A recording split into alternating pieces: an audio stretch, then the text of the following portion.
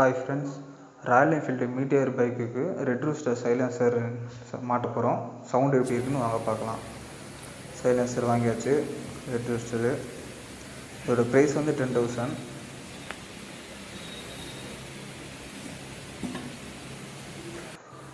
Open பண்ணியாச்சு. Silver கலரில் பார்க்க சூப்பராக இருக்குது.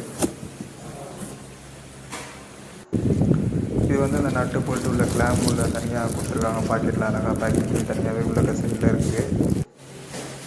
இது வண்டி பழைய உள்ள சைலன்சர் அப்படியே உள்ளது. வண்டிக்கு வந்து உள்ள சைலன்சர் இதை கழட்டி தான் மாட்டணும். ஓகே, மாட்டிட்டாப்புல.